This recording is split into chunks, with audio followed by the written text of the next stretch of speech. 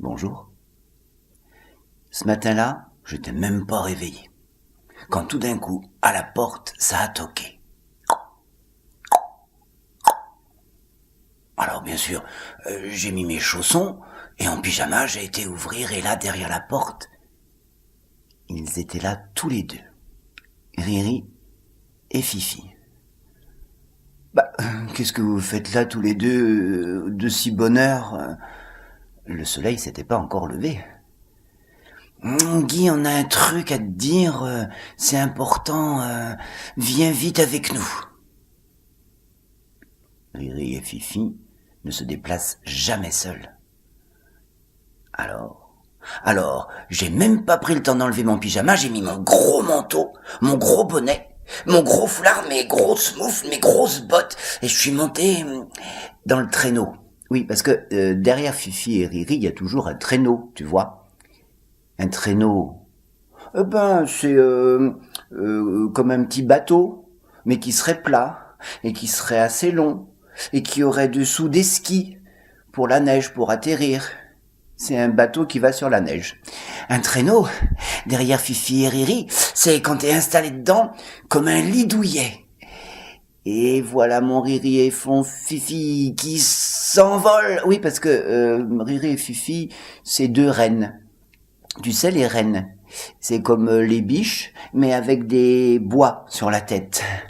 Riri et Fifi s'envolent, dépassent les nuages, et en même pas quelques minutes, on était déjà arrivé là où il habite. Et là où il habite, il fait froid. Qui ça? Le Père Noël, forcément.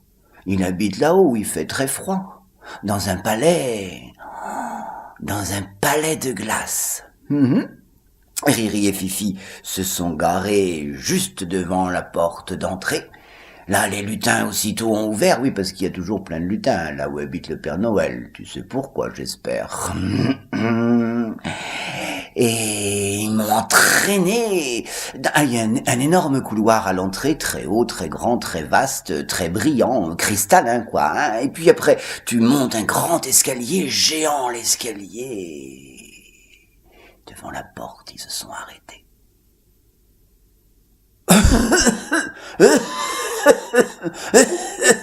Et là, j'ai entendu tousser. J'ai compris ce qui arrivait. Alors, j'ai toqué à la porte doucement. Entrez! J'ai entendu vaguement. Alors, j'ai poussé la grande porte magistralement et là... Sur le lit, alors un très grand lit, hein, il a le Père Noël. Sur son lit tout allongé, sous la couette, enfoncé dans son oreiller, le Père Noël, il arrêtait pas de tousser. Et quand il toussait pas, il se mouchait. Et quand il se mouchait pas, il toussait. Sous son grand bonnet qui lui cachait ses yeux à cause de ses cheveux qui étaient tout remis devant et sa barbe qui était remontée à cause de la couette, j'ai bien vu qu'il allait pas bien du tout, mon Père Noël. Oh, Guy, tu vas pas te mettre à pleurer comme eux. Et j'ai regardé, effectivement, tous les lutins, ils allaient pas bien. Dis donc, c'est que le Père Noël non plus, hein. Il va pas bien du tout, que je me suis dit dans ma tête. Le Père Noël l'a senti et il m'a dit, Guy, il n'y a qu'une seule solution, c'est que tu ailles me chercher ça. Et ça, c'était une feuille de papier sur laquelle il avait griffonné. Griffonner, ça veut dire mal écrire comme la maîtresse, elle aime pas que t'écrives, tu vois. Ou comme le docteur, tu vois, griffonner. Il avait griffonné un mot clé, que j'arrivais même pas à déchiffrer. Je te le confie à toi, Guy. Parce que Riri et Fifi commencent à se faire vieux eux aussi, j'ai peur qu'ils se trompent.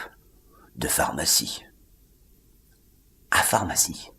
Aussitôt dit, j'ai pris le morceau griffonné et au fond de ma poche je l'ai bien enfoncé. J'ai couru à travers le grand escalier, puis le grand tunnel pour aller dans là où étaient les rennes, dans le petit traîneau, le petit chariot, le petit... Ah, comment ça s'appelle déjà ce qu'il y a derrière, tu vois? Et hop là, ils ont couru, volé ou au-dessus des nuages, à travers les nuages. Et là, on est arrivé ici. Dans ta ville à toi. Hein? Elle est grande, hein? Va trouver une pharmacie quand t'as pour l'adresse de la pharmacie. Hein? Comment tu fais? Que le soleil n'est pas encore levé, que tous les magasins sont fermés, que personne n'est réveillé, personne dans la rue à qui demander?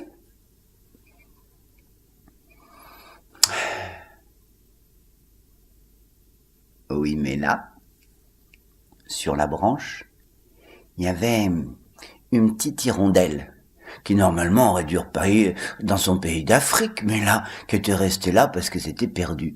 Alors je pris l'hirondelle, elle était quand même toute froide, tu vois, gelée même. Je l'ai réchauffée, et quand l'hirondelle m'a vu, elle m'a dit, Guy, qu'est-ce que tu fais là? Je lui ai dit, je cherche. Elle m'a dit quoi? Je lui ai dit, je cherche la pharmacie. La pharmacie qu'elle m'a dit. Oh! Il est malade alors? Il passera pas? Ah non, que je dis, s'il est malade, il passera pas, ça c'est sûr. Oh! Mais alors s'il passe pas, j'aurai pas. Non, t'auras beau être gentil toute ta vie et t'auras pas de cadeau. De toute façon, t'as pas été en Afrique, alors tu crois que t'en auras un cadeau? Ah oui? J'étais gentil tout le temps. Tellement gentil. Bon, d'accord, j'ai pas fait attention quand les autres sont partis, mais je vais m'attraper, je vais te montrer la pharmacie. D'accord, j'ai dit à l'hirondelle. Moi, j'y crois pas trop, mais enfin quand même, on sait jamais. Et l'hirondelle s'est mise entre Riri et Fifi à volter, entre les rues bien entrelacées. Il a fallu tout démêler, et puis à la fin quand même, quand on a eu déchiffré ce que l'hirondelle commençait à nous montrer, là il y avait un P, un H, un A, un R, un M, A, un C, E, I, E. Pharmacie. Oui.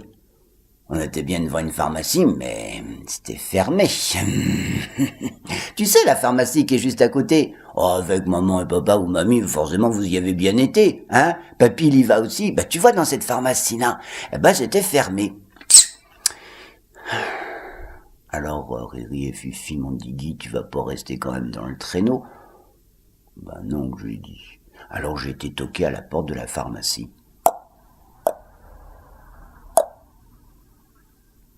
Au-dessus de la pharmacie, c'est là qu'il habite pour de vrai. Un monsieur a ouvert la porte.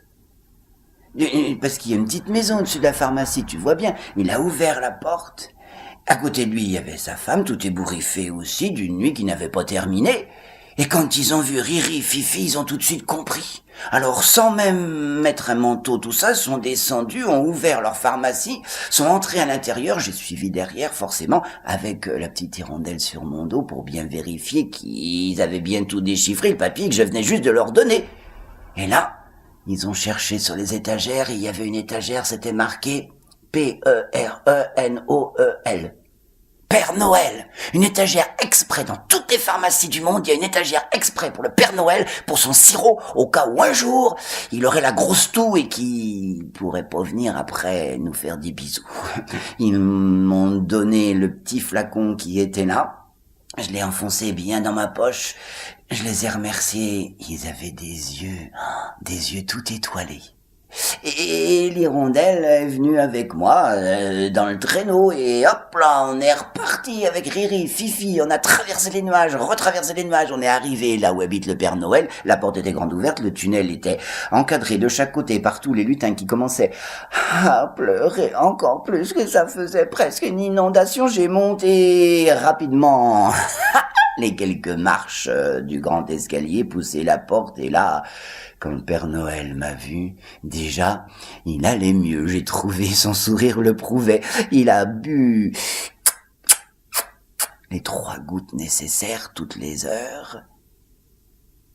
C'est la raison pour laquelle, peut-être, bientôt, un soir, le soir de Noël, le Père Noël, peut-être tous autant, viendra quand même avec les cadeaux si toutefois tu as été... Et cric et crac, je prends ce compte-là et je le mets dans ma hotte.